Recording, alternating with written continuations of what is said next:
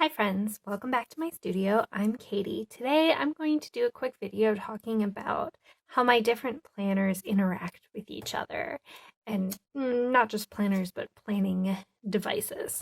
So unlike a lot of people I see here on YouTube, I don't have what I'm gonna call horizontal planner proliferation, right? Like I don't have a wellness planner or like social media planner or all of these things where you're doing like different content for the same week. Um it's not my style, and I don't have a life that really feels like it needs that. I have what I'm going to call vertical, go this way, vertical proliferation, which is that I go from kind of my bigger, broader goals down to the quarter, down to the week, down to the day. So I'm going to show you kind of how all of those work together.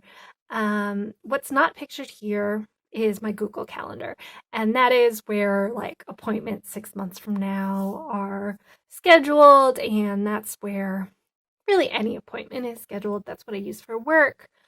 And anything that requires me to be in a certain place at a certain time goes there first. It then usually works its way down into some of these planners, but that's really for that. This is more for things, tasks that are leading to my goals, and also just some general household upkeep.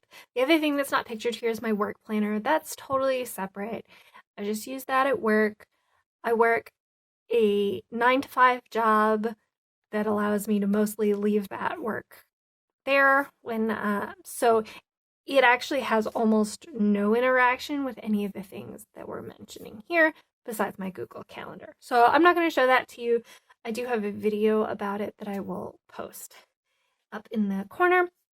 So this is all just for me in my non-work hours. A lot of this is from the HB90 method from Heart Breathings and Sarah Cannon. I will post a link to her planner, which parts of my planner are from. Let me move some of this stuff out of the way so that we can talk about it. So this is my B6 wide planner. They live in various planners anonymous. Melodies, since I only really have the one planner going on, I switched the covers based on season and spread. So this is the one I'm in this week, but it changes pretty regularly. I just swap them back and forth. It's really easy to do that. But at the beginning of every quarter, let me see if I can find it, I've done this HB90 method stuff from her planner. She has a way to print it out in A5 or in letter. I altered it to be B6 size. It wasn't that easy. I don't know that I recommend it if you aren't familiar with publishing software, but that is what I did it. And then, she's got all kinds of worksheets on figuring out what my goals, like what my business goals are for the long term, how I can make that happen in the quarter. And then I break down every single goal, like every task that will go towards that goal, right? And I just list them out.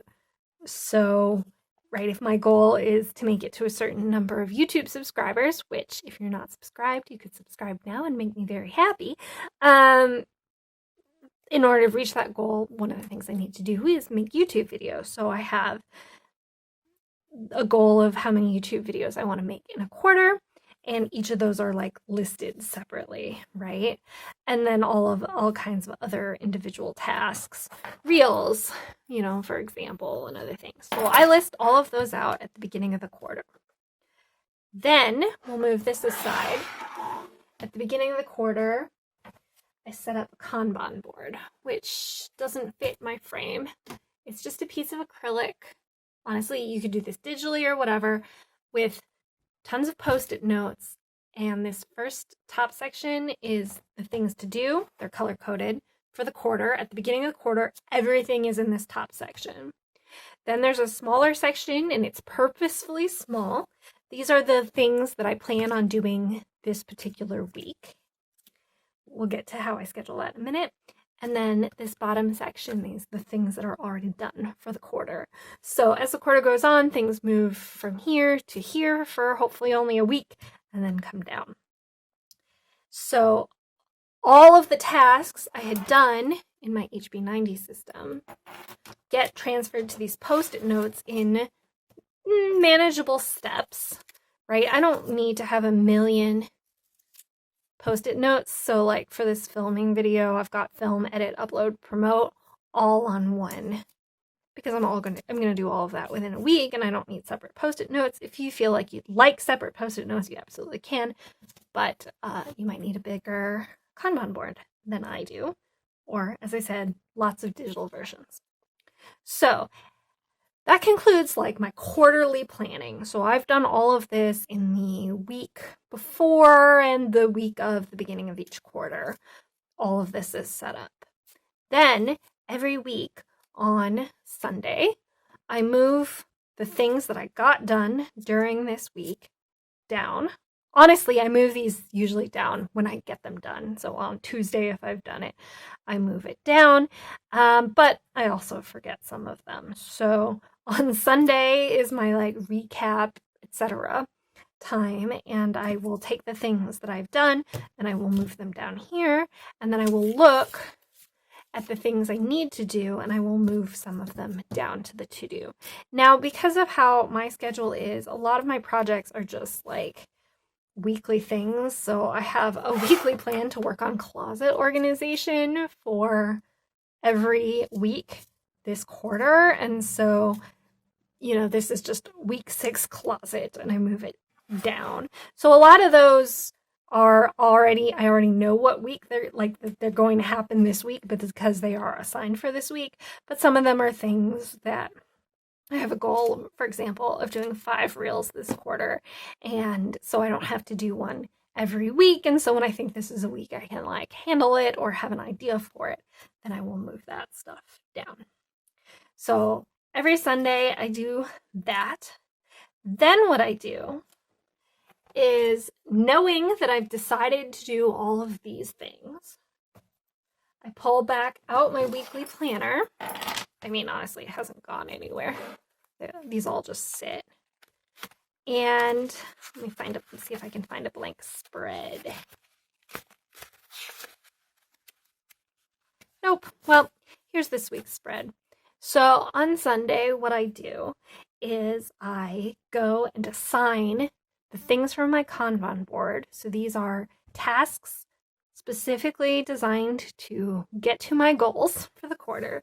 And I go ahead and I assign them to specific days.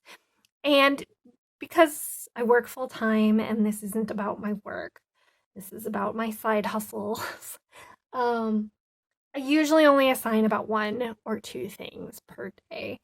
That's really the most I can get done in my after hours times, with the exception of Saturday and Sunday when I do things like film YouTube videos and stuff.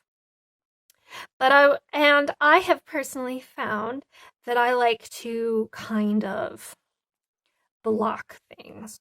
So it's just easier. So for me, I know that every Monday I'm working on scheduling social media. That's just the time I have set aside to do it. Every Monday is social media. Every Tuesday is closet stuff, and then I can maybe add one other thing if I can. Wednesday has been kind of a flex, whatever other little tasks need to. Thursdays is the day I do my email list. If applicable, I only do that about once a month. There'll be a link below if you want to join my email list about my products and my website. I have a launch coming out very soon, and people on my email list get 20% off on everything in my shop. So there's a link below, but that's not the point. And I also spend that time doing the actual designing for the collection. Saturdays and Sundays, I do filming and video related stuff. I do between 1 and 2 videos a week. And so,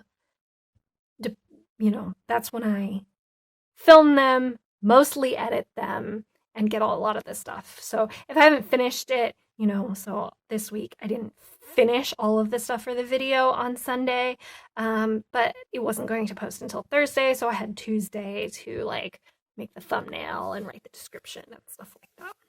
So I find that blocking those different things is really helpful. I don't generally consider this to be written in stone. Some people feel less flexible about this than I do, but it's a plan. It's not something I have to do. And so if I didn't finalize the video on Tuesday and I do it on Wednesday, that's okay. I just mark it off on Tuesday. It's not a big deal. I just want to make sure that most of my things get done and try to put them on days that I think will lead to success, hopefully.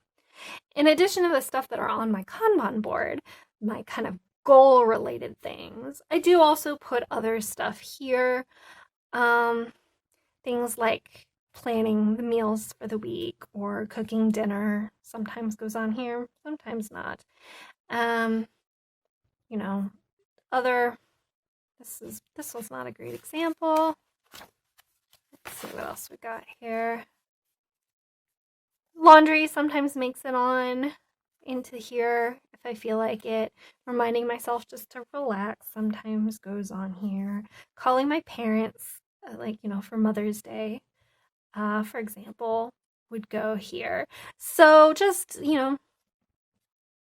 kind of the upper level things. I don't usually put really nitty-gritty stuff on this particular weekly layout. So laundry makes it sometimes if I have extra room I need to fill, but it doesn't necessarily.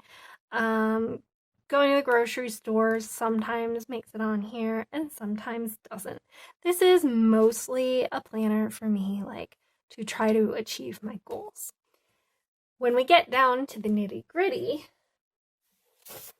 is in my A6 Daily. And here's kind of what these look like. So here are things like doing my laundry would go on here. The everything from the weekly plan goes on here, but then plus this is things like my daily devotional that goes on here. I don't need to write that every single day on my weekly personally, but I do write it on my daily. I try to spend 10 to 15 minutes a couple times a week just out communicating with the planner community, helping the algorithms to know that I am involved, making friends, that kind of thing. I put that on here. Again, I don't put that on my weekly plan. And so then I also kind of do a schedule. This isn't so much that I have scheduled to do things this times. It's more that's what I did do during those times. It's a lot of it is just a fun way to use some washi and some fun pens and stuff, because I only get to play really in my weekly planner once a week, so this is a little creative outlet for once a day. And so this is where kind of the small stuff that I want to remember ends up. And I find that this system works really well for me. There's a little bit of repeating content, so that could bother some people that I've written, YouTube video 12, once in my quarterly planning in this planner, once, on my Kanban board, once on my weekly plan. It would say more like film video, edit and upload video, in that weekly plan. In the daily, it would say things like film, edit, thumbnail, title, description, etc. So it's getting more specific, but it is true that some of this stuff is making it into all of the versions of the planner, which some people could find kind of tedious, but that's the stuff that is important to me, the stuff that I have decided I want to get done. And so, kind of the more times I write it, then the more times I can check it off, right? If I finalize that video or get that video done, I can check it off in all of its stages here on the daily. I can check it off in maybe 1 or 2 stages on the weekly. I can move the little post-it note on the Kanban board. I mean, I'm getting a lot of positive reinforcement for that thing that I have set out at the beginning of the quarter that I want to do. For the things that are like less large scale important, I mean, it's important that I do the laundry in the sense that it's good to have clean clothes and I want that, but it's not helping me achieve my aspirational goals. It's a thing to keep life going. And that's a good thing, and I don't want to diminish that. But I don't need the satisfaction of like writing it multiple times and checking it off multiple times and that kind of thing. So that is how all my different planners work together. I hope you found this interesting, and if you are in need of trying to kind of figure out a system that works for you, maybe this will help. I found it to be very motivating for me that like I enjoy all the different parts and that they're different. And so, once a week I like making this spread. It's intense and it uses a lot of things. And once a week I'm really glad to spend my time doing it.